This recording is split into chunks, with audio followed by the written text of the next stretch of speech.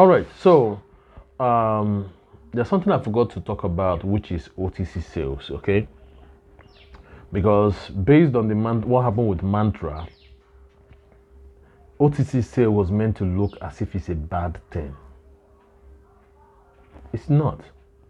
Let me explain. So, the liquidity of a market is very important, and that determines the slippage that will occur on the price when a certain amount of transaction passes through an exchange, whether it's a centralized exchange or a decentralized exchange.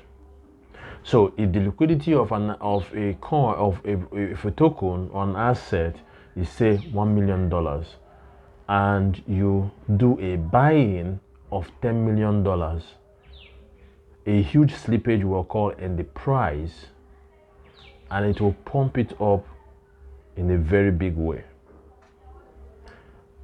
It might look like a good thing, but those kind of pump don't last, because the moment people sell a few coins, the price crashes because the liquidity does not support it.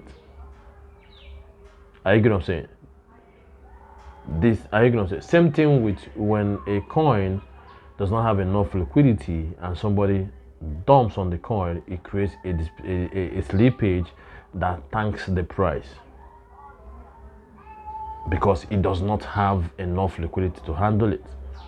So that is why sometimes OTC sales exist, which means some bulk transactions occur outside the exchanges, whether it's DEX or SEX, centralized exchange, okay, so as to protect the integrity of the market. But there has to be transparency when those OTC sales happen, and there has to be some kind of an agreement, especially if it is a kind of deal in a market that has low liquidity, which is where vesting comes in. But if an OTC deal is being done on a coin like BTC, okay, then there's already enough liquidity. Are you getting what I'm saying? There's already enough liquidity, so you're not worrying about crashing of the market. And most times the OTC price is not far from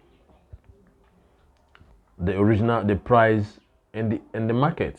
Are you getting what I'm saying? So OTC are designed so that a large amount of sale or buy orders are handled without distorting the price and giving a false impression that a coin is doing well when the amount of liquidity involved, okay, is not enough to carry the transaction. Okay, and sometimes because some of these people don't, because of the amount involved, there needs to be some extra KYC on the parties involved, so OTC makes sense to be done. There are also other situations whereby OTC sales are being done. Are you gonna say where a party, maybe an institution like BlackRock, needs to make a buy-in? They meet with USDT or USDC. They meet with exchanges so that way they can buy it, and the exchanges will now gradually do buybacks in the market. Are you know what I'm saying? That way, gradually adding the liquidity in the market so that it does not artificially pump the price. I don't know if you get what I'm saying. Because if you want to understand the importance of an OTC, look at when Trump made the announcement about strategic reserve, mentioning some coins. You saw the way all the coins went up. Solana went up. What happened next? They all came crashing down like a house of cards.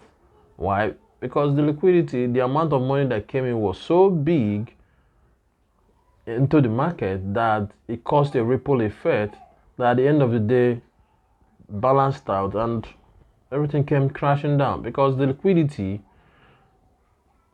was not designed to handle that large amount of money coming in at once. You get it?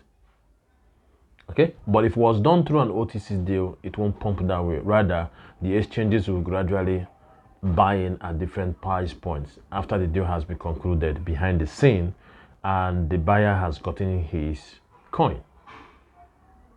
So OTC deals are important, and it's important for the retail investors to understand it, so that, and also for the developers and the exchanges to carry the community along, so that they understand that OTC sales are not a bad thing, and these are the conditions for the OTC sales, so that they don't feel that they are being cheated out, because sometimes the OTC sales come with a discount.